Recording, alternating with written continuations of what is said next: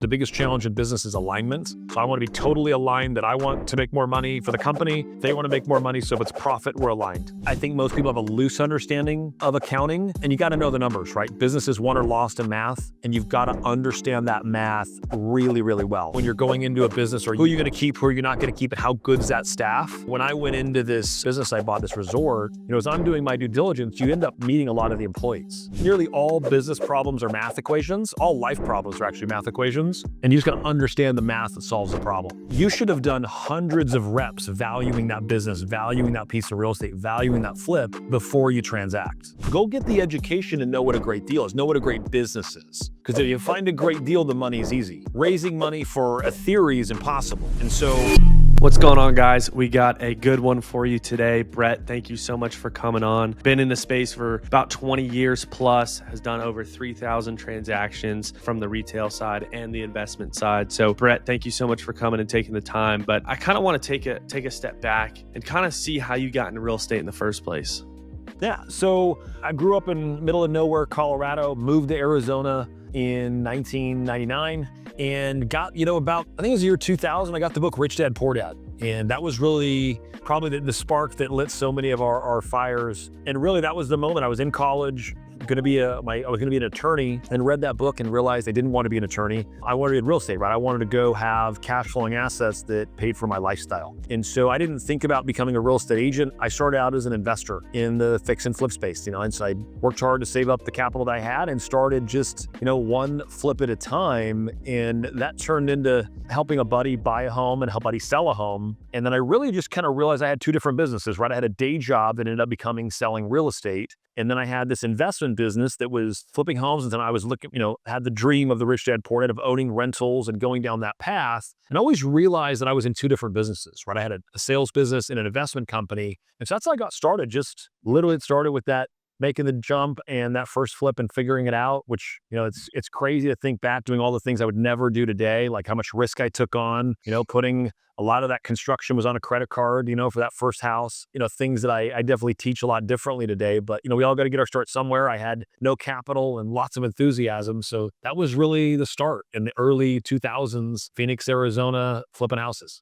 That's awesome. And what was your life like before getting into real estate? What would be the main differences? So before, I had this, I was going to college, and I always wanted to, I had the ideas of being an entrepreneur. My parents were entrepreneurs. So prior to that, I'm sitting at ASU. I've got about $20 in my pocket, like most, college kids do. It's about all you have. And I went in this college bookstore. They were putting books outside. And so they would sell off, ASU will only use a brand new textbook, and then they would sell those books off. It sounded like $1 each. And so I took my $20, and this is, you got to go back in, this is the year 2000, right? The Amazon exists, but it's not what it is. The internet's out there. Like, I'm old, right? I'm a lot older than you. You could submit your college paper via email, but the professor would not accept your homework via email back then, right? To give you an idea for the time frame we're in. And so I bought those books for $20 and I sold them online for $200.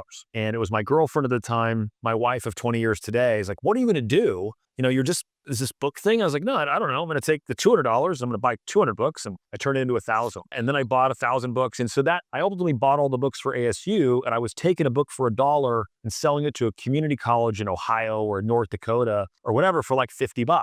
And so I had this crazy business, as a 20-year-old making $300,000+ a year on the quote internet, selling books on Amazon, A-Books, and Alibris. And so really, when you have that kind of success as a 20-year-old, you kind of run really fast and do crazy things. I bought a restaurant, a jet ski boat, you name it, I got it. And it was the first real lesson in business that I got, which was bought this restaurant, had the owner, on an earn out, so they had to come in and train me, and bought a business that was total garbage. It was a lie, right? The sales they said they were doing, they weren't doing. The financials said they're doing $1,000 in sales, and the first day I'm there, we're doing $200.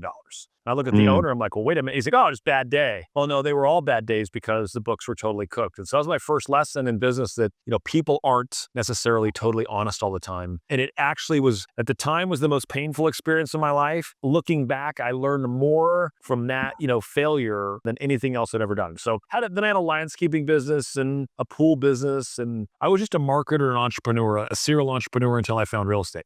That's awesome. And what does the business look like today? I know you have a couple arms of it. So kind of walk us through what the arms look like and what each of them do. Yeah, so I started with just a basic flipping company and a real estate company. By 2011, we were the number 9 agent in the country, number 3 with our firm at Keller Williams. And so I ended up buying the brokerage. We've sold that off. But today we've got a flipping investment company that does wholesale, fix and flip, wholesale. We just bought some acreage. We're doing a little bit of development. We'll split off lots. We take mobile homes and put them on land. We flip a lot of mobile homes, ironically. So we got the investment business. We have a hard money lending business. So I've got my banking license here in Arizona. So we do a lot of lending. Then we've Awesome. got the asset company. So we own single family, triple net commercial, and then we invest in companies. And so today we've kind of formalized what I do. We own a title company, property and casualty insurance business. So we've got these collection of businesses that surround the real estate transaction. And we just try to, monetize the transaction where we can and add as much value to our customers as we can. That's what we're focused on today. So that's kind of where I was going to go with my first question off the businesses, buying businesses. So you solely buy businesses that have to do with real estate, correct?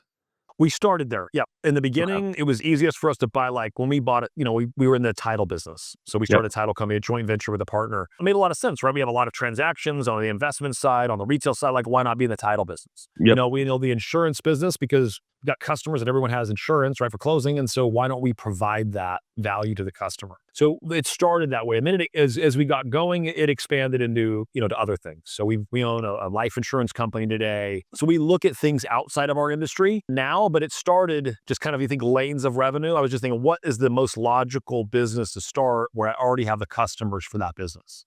Right. So would it be safe to assume if you were going to tell someone that is a real estate investor that maybe has a couple businesses, but is looking to buy more businesses to have it centered around real estate, around what they're already doing? Would that be safe to assume? Yeah, I would say like if your first goal in business, in my opinion, is how do you work yourself out of your day to day, right? So Right. like I started out with no people, it was me, a headset, and no money, and lots of time and enthusiasm. Over time, right, that grew to where I learned you had an assistant, and you had multiple salespeople, and at one point we had over 100 salespeople in Arizona. So, but you get to a point where you've got management, process, and systems. You get your time back, and you're like, all right, what's the most logical step? For most folks, it's going to be to buy a business that they actually already have the customers for. You don't Mm, have to. It just makes it a lot easier if that business is adjacent to your current revenue stream. Just a lot easier to get it off the ground quicker. It doesn't have to be, right. but I think for real estate agents and investors, they drive the transaction. Right? I say residential retail, like whether you're an agent or investor, you go out and get the transaction, and all these other people get paid, right? Title, insurance, lender, hard money lender, whatever. Yep. And so the more you can participate as a principal in the transaction, the greater your opportunity to grow your income and grow your wealth. And so it's just kind of how we think about the transaction. But for most folks, they should invest in their business, scale it out. Now, if they're not at the place where they're out of their business, I think that's the mistake young investors make, right? They want to do too much too soon. They get 3 things going and they don't really have systems. And now they've got a fractured effort. And so they get less results in those companies instead of they focused on one and work themselves out of it. Want to get motivated sellers that nobody knows about? Introducing 10x TV. If you want to create credibility in your market, find deals that nobody else knows about, and crush your competition, you need to check into TV commercials. It is the new buzz in the real estate investing industry since we introduced it several years ago. I've been using TV commercials myself for the last 12 years and it's absolutely crushed it. So if you want to learn how to get on TV and to do something that little to no people are doing right now, go to claimmymarket.com. Again, that's claimmymarket.com. We usually only work with 2 investors per market, so if you're interested, reach out to us and book a call to see if you can claim your market before anybody else does. Now back to the show. So for someone that's already out of the day to day, who's already, have the people in place, have someone else running the show, you would recommend it's the easiest way to start buying businesses to get adjacent. Yeah, it makes it a lot. The easy ones, right, are title, right? For most folks, like you're in Texas, participating in title. Texas is one of the easiest states, right? High fees. We've looked at title a lot in tech. We don't have a business in Texas, but I just know a lot about the title business there. Like that would be a really logical business if you had the transaction count or had the influence for other folks. So love buying businesses that are related to real estate, especially if you have the jockey and the way to do that. And we've got a Yeah. model we kind of work off of as we think about buying businesses. What's the problem that you try and solve when buying each business? Like, is there a certain, problem per business that you're looking at? Like, hey, let's solve this problem by buying X business, or how does that look? So it can be a couple different ways, right? It could be that I like the business and there's someone wants to sell, there's an opportunity.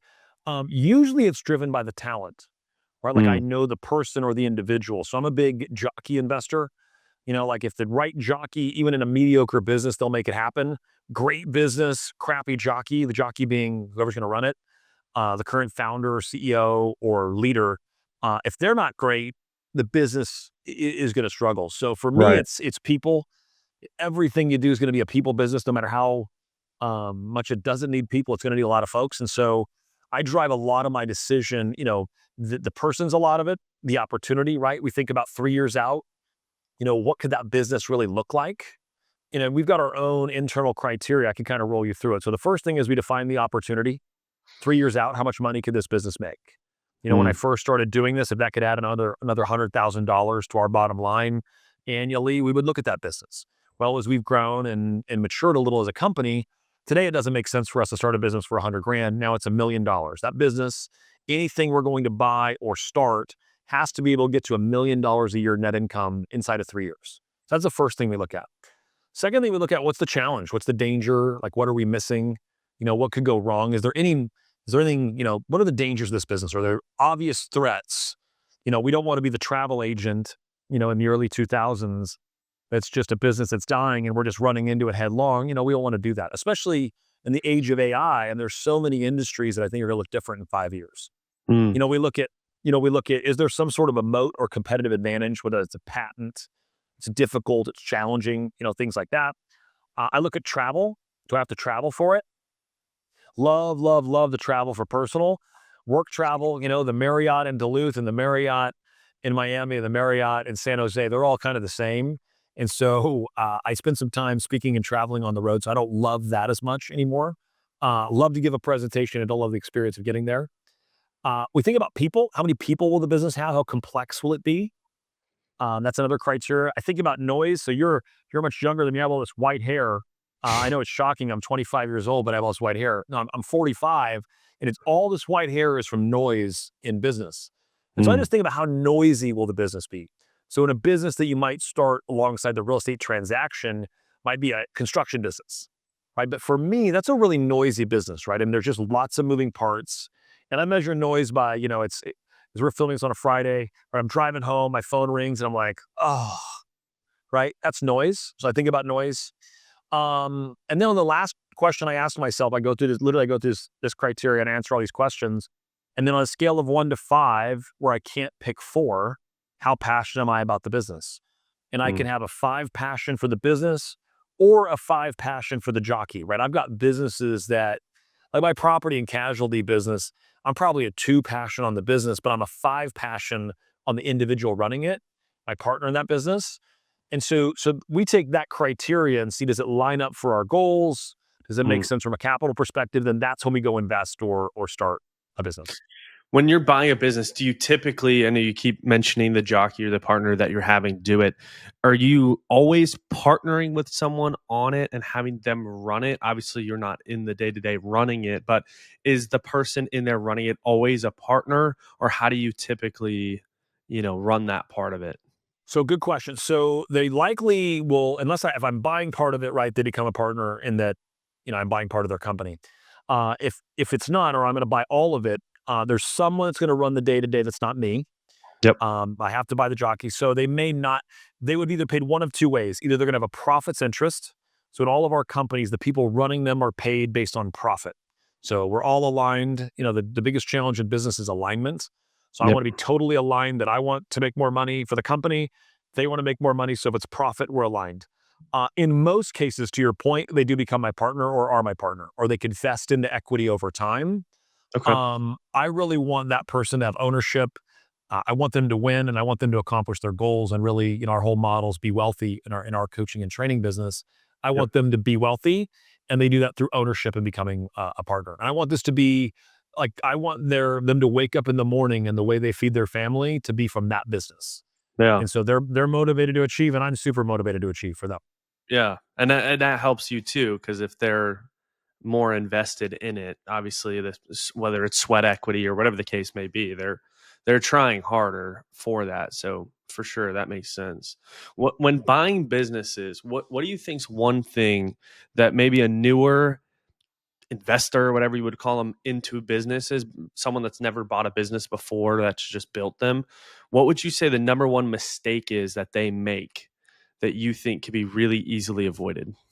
I'm going to give you a few, but the first thing is assuming that every business runs great, right? Mm, You might run your business by the numbers. I've got a tight P&L.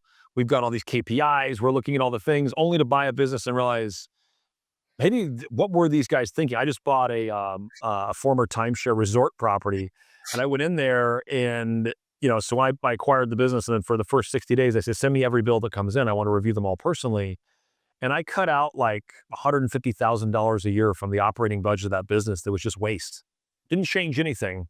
It was just, yeah. they were wasting $150,000 a year. And so you look at that and you're like, I would have never dreamed, early on. I mean, now we build processes and we understand all that. So number one, I think people don't believe that people run it like a business. They don't, largely. That's where the opportunity is. I think the other mistake, people don't understand the true economics around business, like Mm, taking a P&L and it's actually a map that tells you where things are and how the business is performing and where it's going. I think most people have a loose understanding of accounting, and you got to know the numbers, right? Businesses won or lost in math, and you've got to understand that math really, really well. And so, for your listeners out there, I think, and viewers, starting in your own business, do you know every single number inside of your P&L down to the percentages, right? Do you know to that level? Because if mm, you know your business that level, where you're really making decisions based on the economics, that's where the opportunity is. I think that's the biggest mistake people make. And the last would be just people. When you're going into a business, who are you going to keep, who are you not going to keep, and how good's that staff? When I went into this business, I bought this resort. As I'm doing my due diligence, you end up meeting a lot of the employees. And so, it's pretty casual conversation. Like, hey, how long you been here? Where are you going? If you would own this place, what would you do? And what are mm, great ideas, right? The best ideas come from the people doing the work. And so right. the minute I took it over, I brought everyone in there, and the current general manager was like, dude, we don't need you. Thanks for all your contributions in the past, but we're not going to. And the assistant manager, who I knew was doing all the work, I was like, congratulations, you have his job. And she was like, you have an interview with me? I was like, no, I've spent 3 weeks here. I know exactly who you are. You're running this entire business. I watched it. Mm, And so and it was right? She was doing all the work, just undervalued. So it's just funny here. This firm was paying this person to do nothing. It has this incredible person that was undervalued, unhappy because they were devalued. And now she's thriving and crushing it and just doing an incredible job for us, running the same business. So right. I think it's fun to see how that stuff works out. Why do you think so many investors or business owners overlook some of this stuff? Like, you say it and it sounds simple, which I know it's not, but it sounds simple when you say it out loud. But when you think about it, like asking your employee, even as simple as asking your employees what they would do if they owned the business, like, it sounds so simple, but nobody really does it. So, like, why do you think so many investors overlook that part? I think we're entrepreneurs, right? Is you just get excited as an entrepreneur, and you're like, let's just go do a deal. Let's run in here and we're gonna flip it. Like you get excited, but then you got to take a step back and be just a little more purposeful. Like, all right, hold on. I'm really excited about this person, but let's actually look at the math. Does this math make sense, right? Does our model make sense? How do the economics actually work? And I think that's the stuff that entrepreneurs, we don't love, the details. You think about the visionary, the integrator, however you want to look at that. Um, I think that as an entrepreneur, as we're just vision people and we want to come up with new ideas and do that. And you've got to be able to do both, right? Do the vision, you're at the top and leading from the front and coming up with the ideas. And then you immediately got to go all the way to the bot and like touch the customer and like actually understand the customer's needs and the mechanics and get Mm, into the dollars and cents. I think that's the biggest mistake in business today is I see people not in the weeds of their business. They're mm, losing money. Their P&L is not making money. Yet they're like, well, I'm not going to look at the P&L. I'm like, well, if you don't know what you're making today and you don't know where you're going, well, then I guess any road you travel works. But right. you like I think that would be my answer would just be you got to go into the details. And people listening to this or watching may go, well, I'm not a detail person. I can tell you I was not, right? I had zero organizational skills. I had to learn them. And I had to bend like I didn't know how to use Excel. I wasn't, educated in a great place. So I had to actually learn it. And I tell people all the time, like, if you're young and you're listening to this, if you don't know how to use Excel, you're going to be spending a lot of time if you're successful in Excel. And I know Mm, AI can do a lot of the math today. But AI is not perfect. I Yeah, was you got doing to a be able to check it. calculation.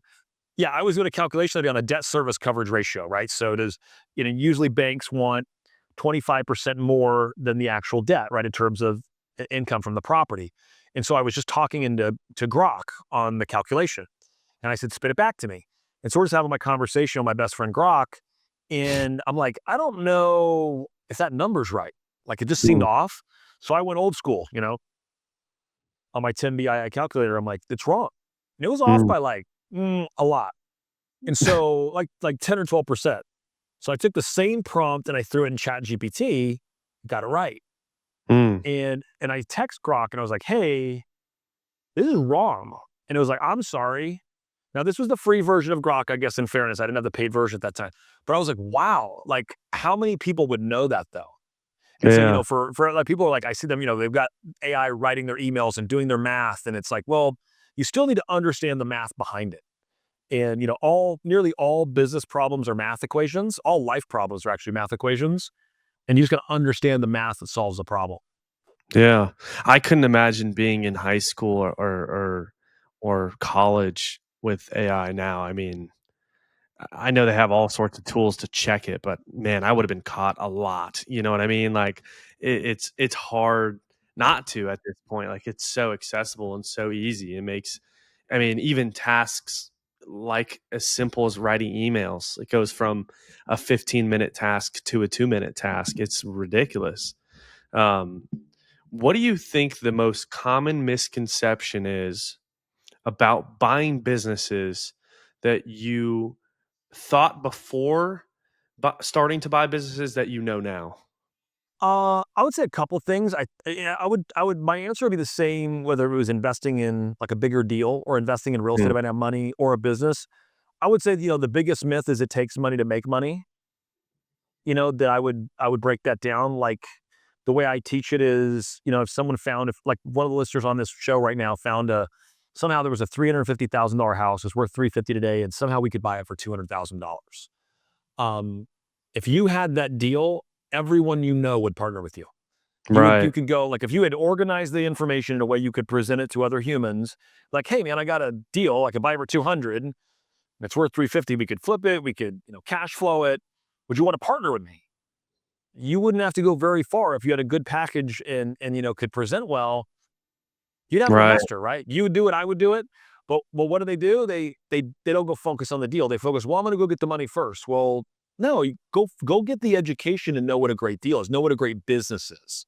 hmm, Because if you find a great deal, the money is easy. right, Raising money for a theory is impossible. And so I think that's a mistake. The other mistake people make is they want to move into action before they have the education. hmm, So I'll teach to a large crowd or whatever, and I'll ask them, if people say, "I have $10,000. What would you recommend I do with it?" I'm like, "Well, the first thing I recommend is you go get educated. I would invest all 10,000 in you.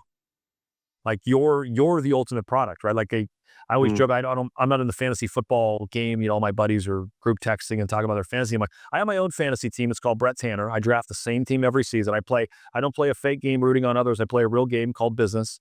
It's 24/7, 365. And I draft my team, me, every single season. In every season, we're trying to win. But invest in you, right? So whether that's the books, the courses, making sure that you understand the business or the investment before you invest, right? You should have hmm. done hundreds of reps valuing that business, valuing that piece of real estate, valuing that flip before you transact. And I think that's the mistake people make. They don't do the reps first. Mm, mm. Yeah. I mean, first off, fantasy, way too much time. I mean, I like watching football. It's great. When it comes to fantasy, I care enough to watch all the games and like talk shit on the people that I don't want to do well and really scream at the people I do want to do well.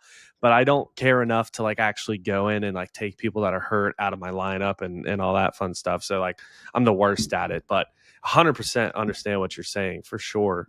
Well, people spend so much time, right? Like they're unwilling to read a book that could change their life, but they'll blow 15 hours a week on a group text and fantasy. They could see that on screen time. You're like, oh, look what I'm wasting in my life away on this.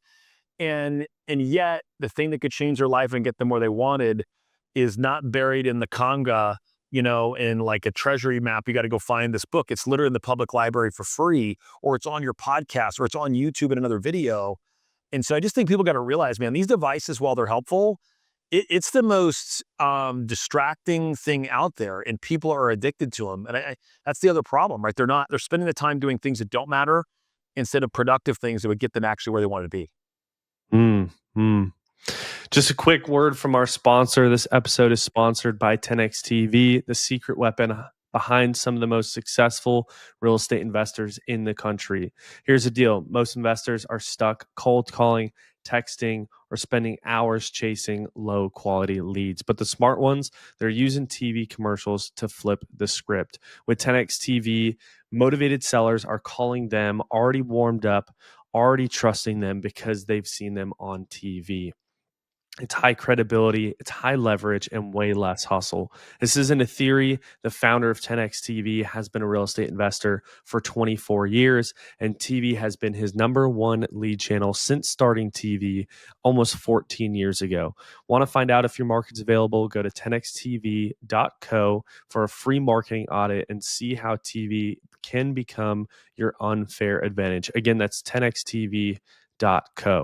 Brett, when it comes to strategies, this year has been very interesting in real estate. What are some of the key strategies that you've seen or that you've done this year that might have been a little different than previous years? That's a really good question. I think every market serves you up some opportunity, and you got to spend the time figuring out what's the opportunity right now in my market. Another way to Mm, think about it is what's the underserved? What's everyone else not looking at? So I'll give you different examples. Like affordability is a huge issue. We flip mobile homes, right? We do it across the state of Arizona. We actually do it in a couple other states. And so mobile homes on land, not in parks. Just as a weird example. Why does it work? It's an affordability thing, right? They're less expensive than other houses. They're actually easy to flip, easy to find, and mhm. people avoid it, right? They're all avoiding them because they don't understand or they think it's gross or whatever story. So I Or they think think that's it's an not opportunity. profitable. They think it's not profitable. Oh, I'm not going to make money in mobile. I mean, we absolutely crush that business. Um, Another one, so like I'll give you a weird example. Timeshares, as they existed before, all these timeshare properties are largely going out of business. Why? Mm. Because that was your parents or your grandparents' thing, right? Well, then Airbnb comes along and just kind of like wipes out that industry. So they're selling those and you could buy them. The one I bought was a failed timeshare and I bought it. I'm converting it to affordable housing in, and I got it at about 30% of replacement costs. And I did that just like, I think I bought it 60 days ago. My point, like everyone's looking at that, but they're looking at it through a different lens. Like, is this a resort? Is it a Mm. hotel? I'm like, but that cost, it's just an apartment building, right? So I think looking a little differently, buying land, breaking it up, the right piece of dirt. I just think you got to figure out each market's a little different, but in every market, there's an opportunity, but where you go, and then what's your criteria to maximize opportunity? So when Mm. we bring a deal into our investment company, we have in-house underwriting. So deal comes in from our salespeople. We immediately bring it in. And the first thought process we have is we're going to look to wholesale it, right? I mean, we want to know that number. We may not wholesale it, but we want to look at that. So as an example, if I can make $15,000 to wholesale that deal, if I was going to take it down and wholesale it, so just sell it to an end user, I want to make double, right? I want to go to 30,000. And then if I'm actually going to flip it and sell it, I want to make 45,000. So then I go look at the math and say, what's the highest and best use of my capital, our resources, and our time? And so we're going to decide which strategy we execute based on the math. And Mm. some of that math is dictated by the market. But when I talk to real estate agents or investors, most of them have just like their one way of doing it, right? Like I'm a wholesale, I'm a flip, I'm a this. Like, well, yeah, but you may not be maximizing the opportunity. And so I think that part of it's driven by what's your buy box, what's your math, and then where's your unfair advantage right now in your market. Mm. And a lot of times, like we don't do everything that you mentioned. I mean, we fix and flip, wholesale, and we'll hold stuff, buy and hold. So we do a number of them, but a lot of people, you're right, just do one of them or maybe two of them, and it kind of limits what they can buy. But going back to the mobile homes, I mean, people overlook mobile homes a lot. F- Arizona, Texas, even Wichita. I mean, there's mobile homes everywhere, and a lot of people don't know how much the land underneath the mobile home's worth and they just think about the mobile home itself. And we get so many deals, and we have clients that get so many deals on mobile homes that they don't know what the land's worth. They don't know what the mobile home's worth itself. Very easy to maintain, very easy to flip. People sleep on mobile homes a lot, but they are very profitable. I'll tell you a quick crazy story. So I have a private client that I've been coaching, and he's in North Carolina. Small market. I won't say the market to give him, to steal his thunder. I taught him the mobile home flipping business out there. He has a VA. Okay, like he has no outsourced transaction coordinator, so no full time employees in this business. He made $1 million. I take that back, 975,000 this year. I rounded up 975. Full disclosure, and 2025 net flipping mobile homes, Yeah. a business that did not exist 3 years ago. So to your point, here's everybody saying this market's tough, market's hard, doesn't work in my market. You don't understand my situation. And then here's a guy running circles around people. And so I think that like part of that, like that's the language, quit that narrative's got to stop, right? It can work in your market. What is the opportunity in your market? But so many people just, it's disgusting, don't do it. It's not reality. Hmm. What do you think separates the top operators from everyone else in your experience? First thing would be the top operators at the highest level leadership. Mm, Leadership leadership, not the airy fairy, like charismatic, leader from TV, but an actual leader managing to the numbers, managing the expectations, having one-on-ones, having your project management tool, reviewing priorities, assigning deadlines, and really having high impact meetings. So I think understanding leadership and management. The best book, I was going to actually write a leadership book, but I read this book and I was like, well, that was the one I would have wrote. So I can scratch that. Leading at a higher level. I think it's Michael Hyatt. No, it's not Hyatt. Leading at a higher level. That book, incredible book on how to manage and grow people and think through it. So I think that's one of the biggest issues to folks. And the second is just math, right? They mm, don't actually understand. Even we talked about P&Ls, but even the KPIs, right? If you're a real estate investor, the most important math you understand is what's your cost per deal? What do you got to spend in marketing to buy a home, right? Like, what does it actually cost per deal? Yes, there's a million other things I want to track, but if your average flip profit's 30 grand and it costs you $15,000 in marketing to do a deal, you're never going to make money. And right. so I see so many people that just have economic models that would never work. And yet, if you don't, know how to do the math, it doesn't really matter. And then they wonder why they're not where they want to be, or they go into debt, and all those are the problems. So I think those two Yeah. things, not understanding the true economics of the business, and then not having a leadership acumen to actually effectively manage and lead other people. Well, I think that's why a lot of people are getting out of real estate now is because, a couple of years ago, it wasn't as tough as it is now. And they were, those small things that they're not looking at didn't really matter as much. And they could kind of throw money at the wall and it stuck. And now it's not sticking as much. So um, definitely see where you're going with that. When it comes to the word success, everyone's got their own definition for it. Everyone strives for it differently. How do you define success? How do you strive for it in your day to day life? And yeah, how do you define success for yourself? So, the mission statement for my life was all about getting free, right? I wanted freedom of the work I did, how I did it, where I did it, and who I got to do it with. I wanted freedom of choice. And Mm, so for most folks, they may define that freedom differently. But I think everybody wants more freedom in their life. And so for me, wealth is so many things and money's one of them, but it's so much more than money. And so at the end of the day, right, creating wealth is all about how do I get my definition is that I'm able to do the epic experiences that I want with the people I love and the way I want to do it. And that was what drove me. And so that's still my motivation. I've got a beautiful family. I have 3 kids, a beautiful wife, and I'm getting ready to head out to, Kauai here for a couple weeks. So for me, it was all about getting to build that lifestyle to get to do those things with them. that's That's my awesome. definition, just freedom. That's awesome. That's awesome. When it so I want to give you a little bit of a challenging question, and it might not be, but let's say we take all the businesses away. You have enough money to live for 6 months, and after that, you're out. what would you, and you wanted to restart, rebuild, what would you focus on first to rebuild to where you're at now? I would, if you drop me off and I had I'll only make it easier. If I had enough money to live 30 days or whatever, you can use your 6-month timeline. I'd put a headset on. I would literally go into the market. I would analyze where all the cash transactions were occurring. There's great software out there. This will do for people today. So I'd subscribe to I gotta have $99, I guess, a month to get this software. And I would see where the cash transactions were occurring. I would pull the list and scrub it, make sure I wasn't violating any TCPA rules or anything. And I would just put a headset on and say, I'm looking to buy your home for cash. And I would go wholesale deals until I had enough capital to start, flipping into other things. But I would just go lock myself in a room. I wouldn't call 1 hour a day. I wouldn't call 2 hours. I would be calling literally all day. And the reason I have this answer is because this is literally what I did, right?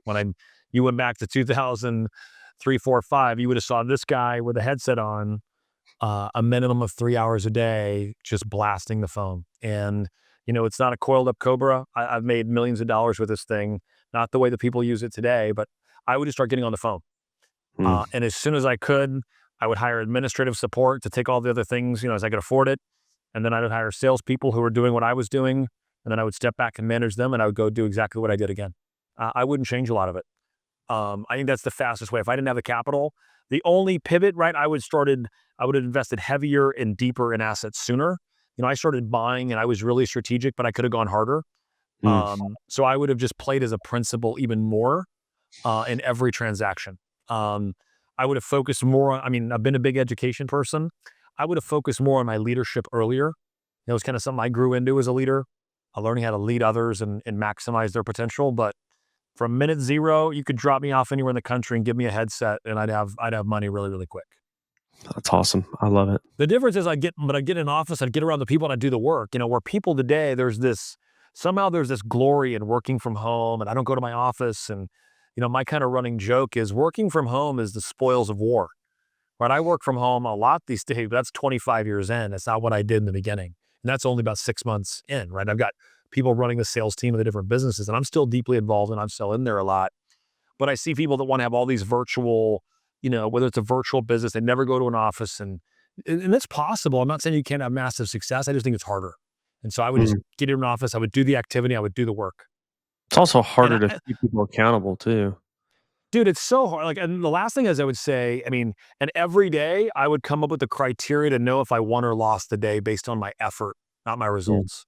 So if I got to go into that office and I got to hit 30 contacts and I'm not leaving, well, I'm not going to leave until I get my 30 contacts. And I would hold myself to that. And Mm. if I had to go, if I had to door knock or whatever the activity I had to do, I might even go the other way and pick the hardest thing that no one wants to do and go do that, because there's no competition. That's awesome. Like, everyone wants to get their leads from Facebook or Instagram or doing whatever. Nobody wants to go get their leads from door knocking and cold calling. So I would just focus on the things that no one wants to do. That's awesome. I know you have a mastermind and a couple other things. If someone is looking to grow and looking to connect with you, where can people find you? Where can people, reach out to you if someone is interested in learning more about what you do? Where can people find you? Yeah, best place, go to our podcast, Be Wealthy with Brett Tanner, on anywhere you watch your podcast, or go to our website, Be Wealthy. I'm on all the platforms, Be Wealthy Brett, anywhere you go. But yeah, check out the podcast and you check out our content. Our primary focus is helping entrepreneurs build wealth in all kinds of different ways, but primarily through real estate or real estate adjacent avenues. So yeah, check out our podcast or go on our website. Awesome. Brett, thank you so much for the time. I appreciate it. I know it's your last one until you head out for vacation. So I appreciate you for taking the time. Everyone, thanks for watching, and we'll see you next time. My pleasure. Thanks for having me on.